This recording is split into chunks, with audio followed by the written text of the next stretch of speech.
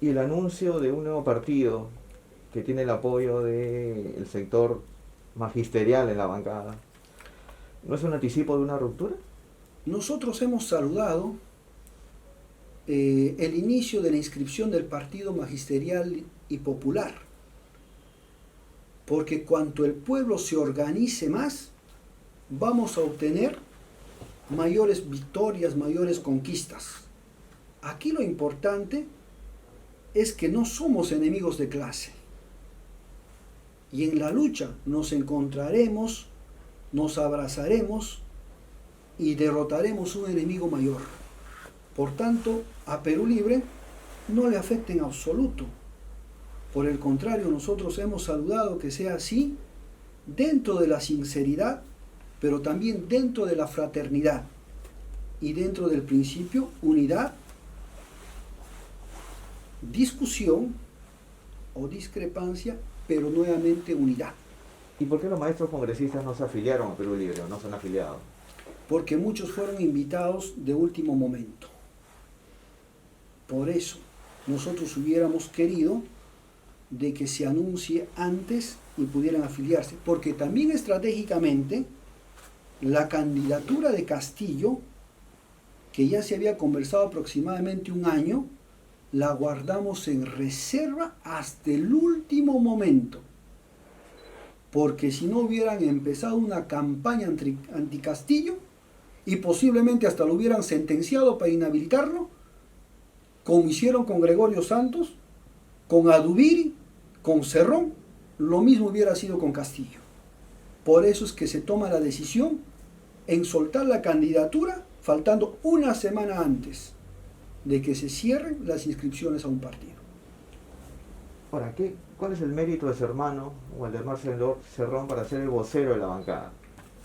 Que lo elige la mayoría, Pero ese no es un mérito. ¿Cuál sería el mérito? porque ellos han visto en él los méritos de concertación. No es un individuo ambicioso. Él dio un paso al costado muchas veces cuando le propusieron para que sea el candidato a la mesa directiva, sin ningún problema. Es una persona preparada, es doctor en educación, es una persona que goza de gran simpatía y en las elecciones del 2020 fue el candidato más votado de todo el departamento de Junín. El problema fue que no pasamos la valla. Y en esta ocasión también fue uno de los más votados y dentro del partido el mayor votado, y goza de una simpatía estudiantil, sobre todo en el ámbito universitario, mayoritaria. Entonces yo llego a la conclusión, como me dicen los militantes, de que Waldemar Cerrón brilla con luz propia. Y yo muchas veces me he sentido incómodo de ser la sombra de mi hermano. Y que bajo mi sombra no pueda crecer nadie, es totalmente injusto. Y si Waldemar está en el Congreso, son por méritos propios que se los ha ganado, porque a él se le debe toda la organización del sur de Perú Libre. Toda la organización del sur. ¿Y por qué perdieron la mesa directiva del Congreso? Porque faltó una negociación más precisa y yo creo que un respaldo del Ejecutivo. Porque si tú, siendo minoría frente a los demás partidos de derecha, vas a negociar sin llevar un PAN bajo el brazo, ¿qué resultado podrías tener? Ese PAN bajo el brazo, para el criterio del camarada Pedro Castillo, era repartija y él no lo iba a hacer. Nosotros tampoco observamos, no criticamos, porque también estamos de acuerdo que no debe haber una repartija de ese tipo, ni negociaciones de ese tipo. Pero como la derecha no piensa así, ellos, al ver que no se les daba nada del Ejecutivo, cercaron a Perú Libre, como lo hicieron con las comisiones. Ese es el resultado, ¿no? Pero Acción Popular le había ofrecido su apoyo. Le había ofrecido ser integrante de la mesa, no ser presidente de la mesa, ya, pero, que no es lo mismo. Pero al integrar la misma fórmula, iban a tener los votos de esa bancada, de Acción Popular, son 16 votos o 15, que hubiese significado de repente el triunfo de la bancada, la fórmula que integraba Perú Libre. Efectivamente, pero pudo haber sido. ¿Pero por qué se Pero mandó? ahí también ya se llega a un segundo plano de discusión, que es el plano principista. Pero finalmente ni siquiera fue eso. El pleno de los congresistas encargan al vocero de aquel entonces, Alex Paredes, llevar a cabo dos fórmulas. Primero, que Perú Libre presida la mesa directiva. Y en segundo lugar, si es que no presidiera, integrara la oferta que me está comentando de Acción Popular.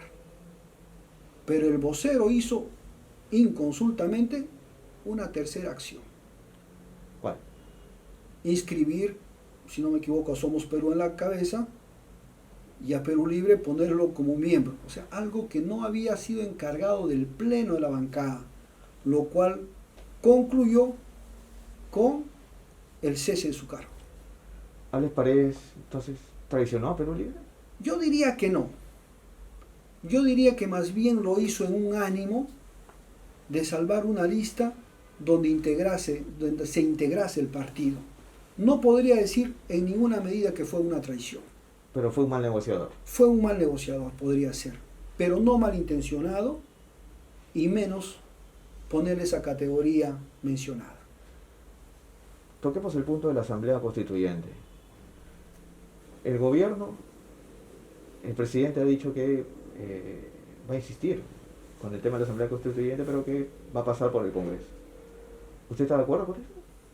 Sí, estoy de acuerdo que se vea la vía congresal y también se vea la vía extracongresal, pero los dos dentro del marco constitucional, es decir, artículo 206 y artículo 32. Porque una dice que es para la reforma constitucional dentro del Parlamento y el otro dice buscando un referéndum. Los dos son constitucionales. No nos salimos de ese marco. Tenemos que respetar la Constitución vigente. Por tanto, no se puede decir que la segunda opción es antidemocrática, es golpista, es autoritaria en absoluto, como lo quiere presentar la derecha y nos quiere encasillar en la primera opción nada más. ¿Y para qué quieren una Asamblea Constituyente? Se lo digo porque al revisar el ideario de Perú Libre, el plan original, ustedes hacen hincapié en 10 artículos, o en 20, 15 artículos de los 206.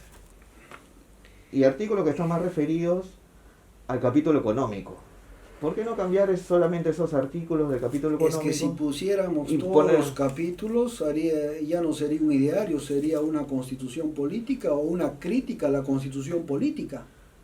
Estamos poniendo una muestra que es la principal, que en este caso es la crítica al modelo económico. Usted tiene que comprender que todo está concatenado. El artículo 54 está concatenado al 55 y al 56 y está concatenado al 53, al 52 y al 51. Si vamos a ver por partes, vamos a tener una apreciación subjetiva, superficial e idealista de las cosas. Por ejemplo, algo que debiera estar en el capítulo económico y que no está, y está en el artículo 19, es que las universidades que dicen ser sin fines de lucro y que realmente son universidades de lucro sin fin, no pagan impuestos. ¿Y eso por qué no está en el capítulo económico? Entonces, aquí lo que se quiere es revisar y llegar a un consenso entre la clase dirigente y la clase dirigida. Porque si no, van a existir los malestares, no habrá una paz social. Y eso es la Constitución, es el consenso. Hay un Perú fuera de Lima, adentro, sublevado porque se cambie esa estructura estatal que no los ha favorecido. Y a eso responde el triunfo de Pedro Castillo. Y hay que interpretarlo así. Ahora, con la Asamblea Constituyente se busca revisar contratos ley, nacionalizar sectores estratégicos. ¿No lo puede hacer con este marco legal? Mire, en primer lugar, yo no busco nada. Bueno, el partido. Nosotros somos simplemente el vocero de un pueblo que reclama cambios y de que este país salga de ser un país inequitativo y profundamente injusto.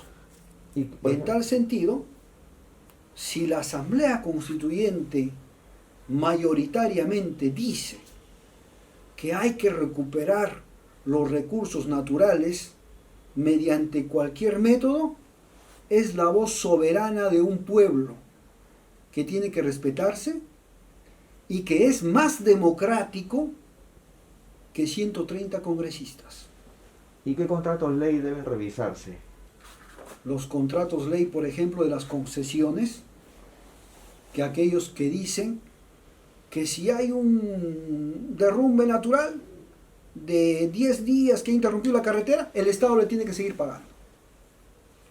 ¿Y se van ¿No? a- claro. El contrato ley que dice que así suban los minerales de precio, como hoy en día se ha duplicado el precio del cobre, el petróleo, el gas y todo, y nosotros no nos beneficiamos de ese incremento de precios.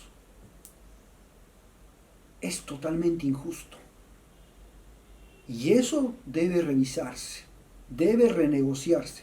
Inclusive la Constitución actual facilita, pero si hubiera un entendimiento bilateral. Pero como no lo hay, entonces tenemos que ir a una corte internacional, al CIADI, ¿no? O tenemos que cambiar o poner una estructura supraparlamentaria, porque en el artículo 62 se le ha prohibido al Parlamento inclusive cambiar ese artículo pétreo, ¿no? Entonces tendríamos que irnos a la supra, que es la Asamblea Constituyente, que estaría por encima del Congreso, que es la única que pudiera cambiar. ¿Habrá nacionalización de sectores estratégicos?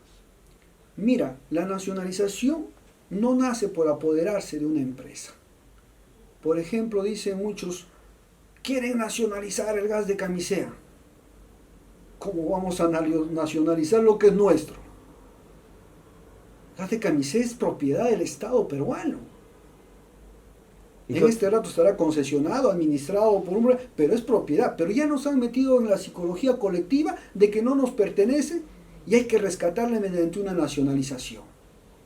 Algo muy distinto a lo que es una estatización, donde le quitaríamos hasta la última computadora. Y eso nosotros, obviamente, no somos partícipes. Nosotros lo que planteamos es que el Estado tome control de los recursos naturales para obtener mejores beneficios en rentas para el pueblo. Eso es lo que nos interesa.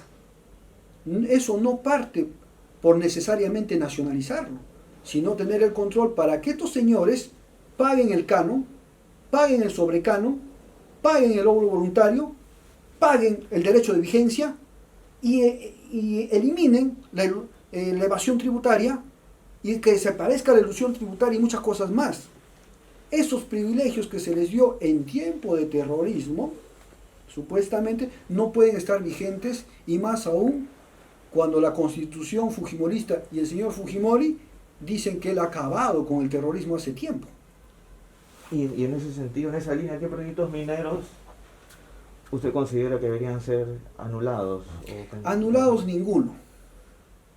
o- Yo considero que deba revisarse ¿Cuáles? los contratos. ¿De cuáles? Yo diría la gran mayoría. Ahí Digamos, tenemos ¿quién Yanacocha, Toromocho, Antamina, Queyabeco, Las Bambas, Espinar, todo eso, el gas de Camisea, las centrales hidroeléctricas, ¿Tía María también? debiera revisarse. Todo tiene que revisarse y ver si es que son lesivos o no para el Estado. ¿Pero quién lo revisa? Tendría La que ser Asamblea. una comisión, ya sea parlamentaria, ya sea del Ejecutivo, ¿no? Con la sociedad civil, para ver hasta dónde es factible que el Estado pueda ceder y hasta dónde no, tomando como variable el bienestar popular. Con una asamblea constituyente, ¿tiene sentido que funcione el Congreso? Podría funcionar de manera paralela, como lo está haciendo Chile. Pero Es decir, establecer una asamblea constituyente no necesariamente implica disolver el Congreso. Debiera funcionar el Congreso y a la vez podría funcionar a cuerda separada la Asamblea Constituyente. Pero usted le da más peso a la Asamblea. Usted ha dicho que en la Asamblea tendría una Por mayor eso. jerarquía. Pero en el momento que dé una constitución política que demorará un par de años de asamblea. Mientras eso, nos ceñimos a la constitución vigente. Eso está claro. Y eso lo han hecho muchos países. ¿El cierre del Congreso entonces es una posibilidad? Una posibilidad que plantee el gobierno o el partido, no. Yo creo que sería un gran error. Sería caer en la crítica que se le ha hecho al fujimorismo en algún momento. Como te vuelvo a repetir, los cierres parlamentarios no han traído mejores congresos. Ahora, el temor que se tiene con la Asamblea Constituyente es que ustedes busquen Perú libre, busquen perpetuarse en el poder, teniendo en cuenta también que ustedes han mostrado a favor de la reelección presidencial en algún momento. ¿No es un riesgo eso para la democracia? Yo creo que no. ¿La reelección, no? Yo estuve en contra de que a los alcaldes le prohíban la reelección, de que a los presidentes regionales le prohíban la reelección, de que a los congresistas se le prohíba la reelección. Y así quieren tener gente que haga carrera política. ¿Cómo podrían hacer carrera si los están vetando en cada momento? Y con eso están impidiendo que se fortalezcan liderazgos, cortándoles el derecho a una reelección. Y eso ha traído consecuencias nefastas. Por ejemplo, el último año de un alcalde que ya no va a ir a la reelección, ya ni siquiera va al presupuesto participativo, ya no se planea proyectos a largo plazo.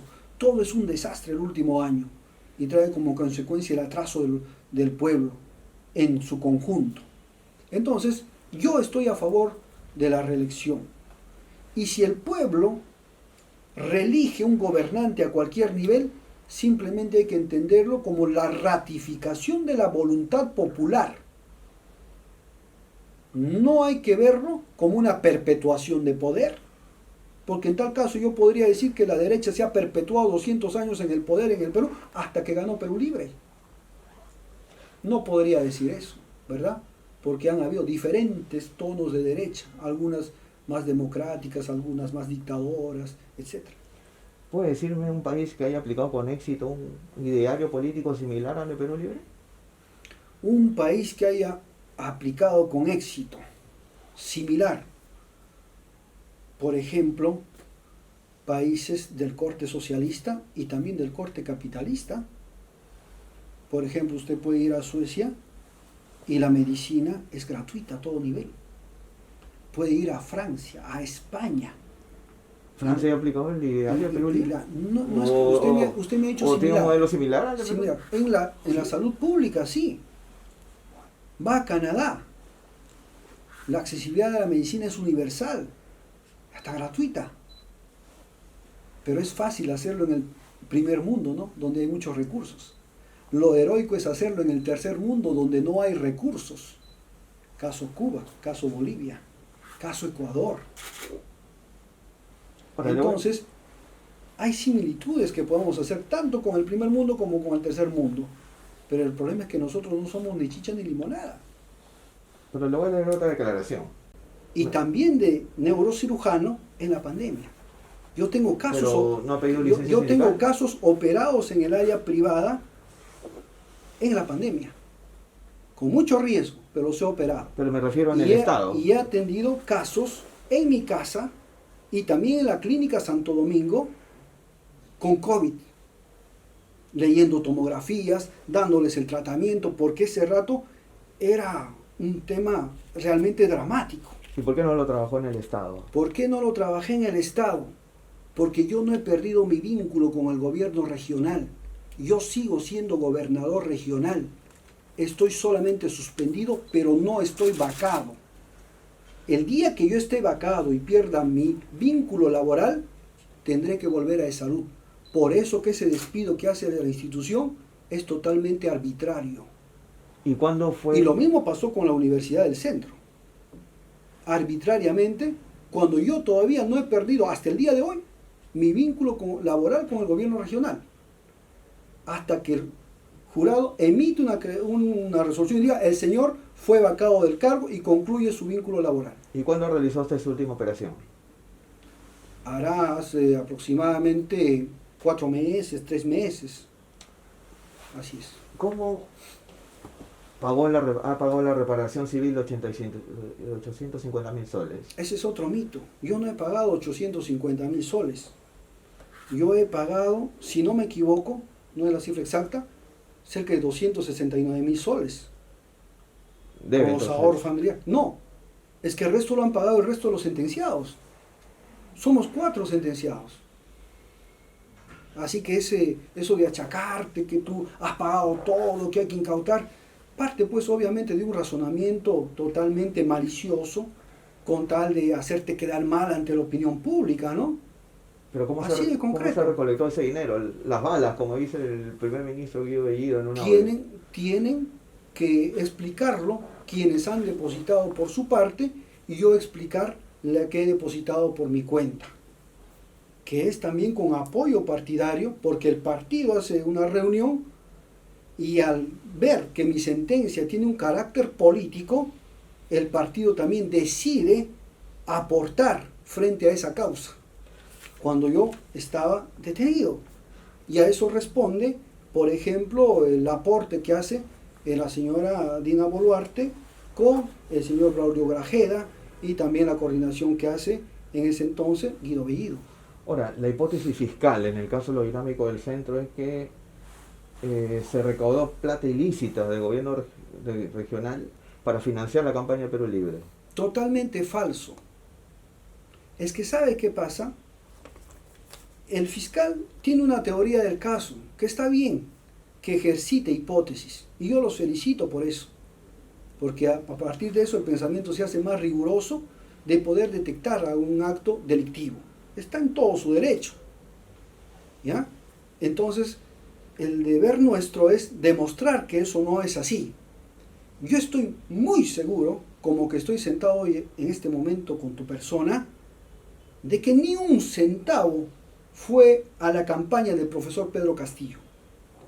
Lo que sucede que a veces en la mente del adversario político, no de la fiscalía, estoy hablando del adversario político, en su mente no puede caber la solidaridad de clase en un pueblo. No puede saber que eso lo hemos hecho a base de sudor, sacrificio, llanto, ¿no? Y ellos creen desde su mente que solamente la corrupción es el pistón que mueve el motor de la historia. Pero aquí el pistón ha sido la solidaridad de clase de un pueblo que se vio afectado, abandonado, desprotegido en la pandemia, que decidió apostar por el cambio. Y eso lo puedo decir con toda claridad. La campaña de Pedro Castillo no fue financiada ni por el gobierno regional de Junín, ni por un dinero oscuro de narcotráfico, de terrorismo, ni de la Dirección Regional de Transporte y Comunicaciones, como la que han tejido toda una historia. ¿Y por qué el patrimonio aumentado de Perú Libre en el 2018 registró 0 soles y en el 2021 ha registrado 762.000 soles? Porque el partido decidió dar un paso del nivel regional al nivel nacional. ¿Y eso qué incluía? Que teníamos que tener un local en Lima y no podíamos estar de gitanos y teníamos que institucionalizar el partido en Lima. Entonces se hace una asamblea y se les pide a los militantes que aporten extraordinariamente una suma de dinero para comprar ese local que costó $220.000, el de la calle Brasil, y que nosotros exoneraríamos sus cuotas partidarias en los años siguientes, porque Perú Libre fue un partido que siempre aportó estatutariamente.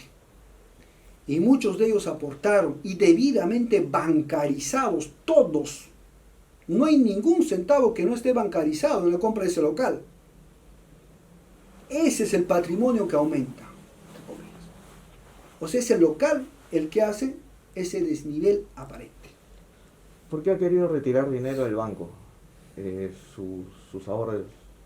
1.200.000 soles. Un Porque, poco más. ¿por qué? Porque quería cambiar de banco para obtener mejor rentabilidad. Yo en este problema estoy 6 años. Por eso es que dicen, ¿por qué depositó en la caja? ¿Y por qué el mismo día movió? ¿Y por qué el mismo día?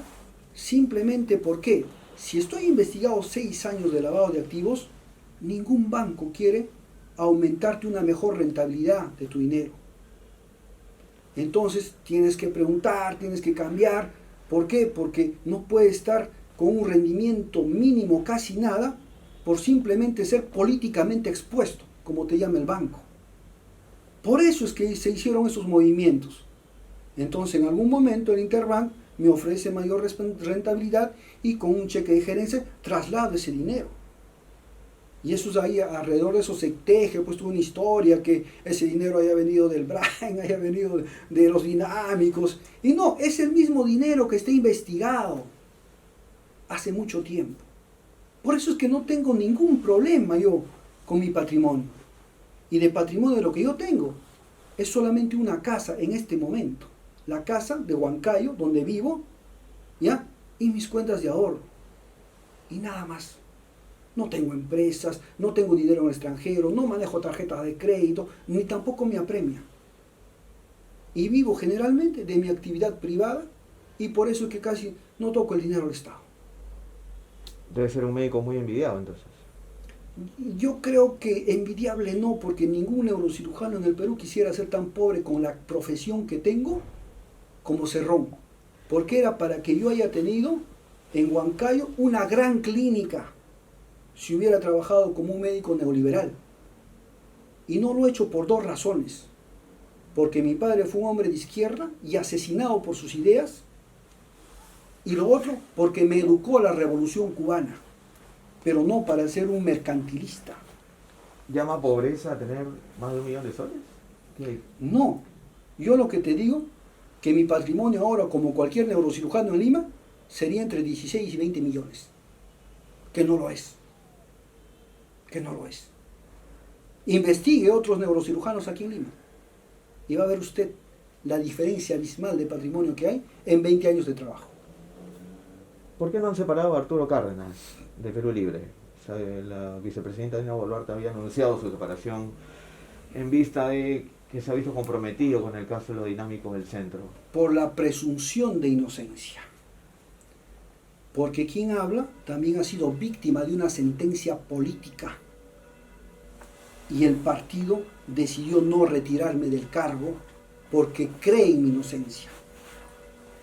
Si yo he pasado el mismo calvario, podría aplicar con otros una medida injusta, donde la juez inclusive dijo que no califican para prisión preventiva. Sería totalmente injusto, no sería equitativo, ¿verdad?